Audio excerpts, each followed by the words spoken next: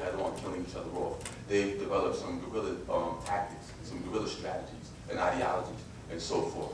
And we can't all come at the enemy from the same angle, in the same direction. We have to come at the enemy from different angles, in different directions. We have to develop some strategies and tactics. So who is the enemy? Who is the enemy? That's a good question. Because many of us, we fail to recognize friend from foe. We have a natural disposition towards our brothers and sisters, but we won't even stand up and recognize who the enemy is. You know, you can see it's easy for a brother to kill another brother, but then, you know, I was in South Central Los Angeles a couple weeks ago. Brothers, they belong to these street tribes. It's easy for them to kill each other, but then you see 2 police officers have 10 of them lined up with their hands behind their head, not a single fire shot.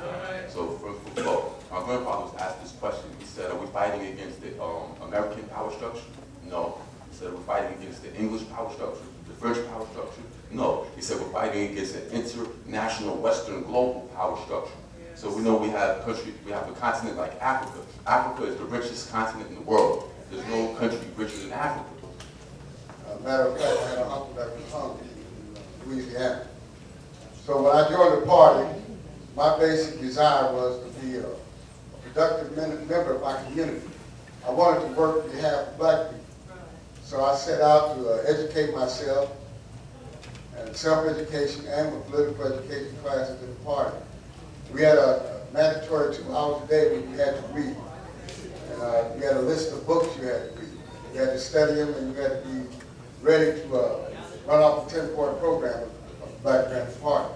You had to understand the rules of the party. The basic thing on the 10-point program was we want land, bread, housing, education, justice, and peace.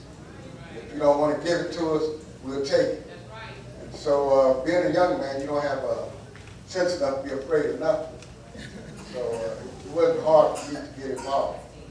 By being in the party, I organized in the community. The way we went about organizing, that we walked through the whole neighborhood, and we knocked on every door in the neighborhood. We asked people in the house, what do you want, what do you need in this community? And we check off the list. So those are the things that we take back with us to work on. Main thing is people are afraid of getting burglarized, their houses being broken in. People snatching old people's purses and stuff. So we went to the people we knew who were doing this stuff, and we go to them and tell them, if you want to do this, you take that shit to Beverly Hills. They got money. These people don't have to. So we basically ran them all out of town. The drug dealers and all of those people. We ran them out of town, and we started working on the community. First, we started off with a free breakfast program. We went to all the businesses, especially the ones that didn't live in our community, that took out of our community and took it back to their community to enhance their situation, to make their communities rich and make ours poor.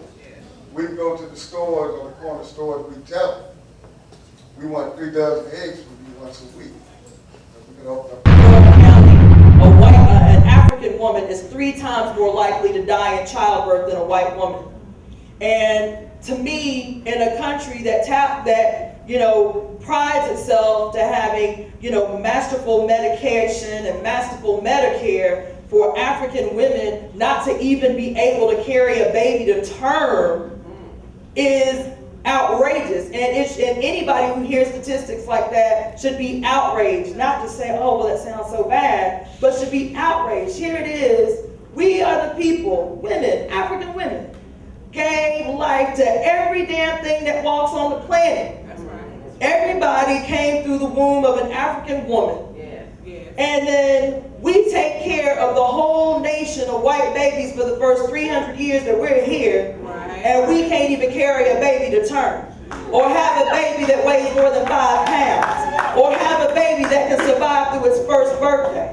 We have to say that this is the system's attack on us. We cannot see the crisis of healthcare as something separate from police brutality or prison, the outrageous incarceration rate of African men.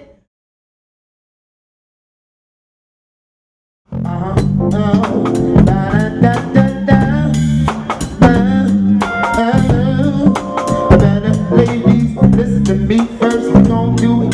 Listen now. Into a race, our motive for counterattack. So now we selling our souls for record contracts, or to run a few punt returns back for touchdowns. They done fucked around and convinced y'all that Barack is the answer. But if he gets elected, another modern-day American lynching is all that should be expected, and they will mask its depiction like the first Thanksgiving. So waste your time in the lines if you want to, but the advice that I offer is buy a gun because you can and you ought to. Stop snitching to save your life, because I made a list, checked it twice, forget smile. More importantly, man, shout out to everybody who came and devoted their time and their resources to a good cause. All of the proceeds from this event is going to go towards healthcare programs in the community that women and children are going to benefit from primarily. But anytime you deal with the women and the children, you deal with the whole community.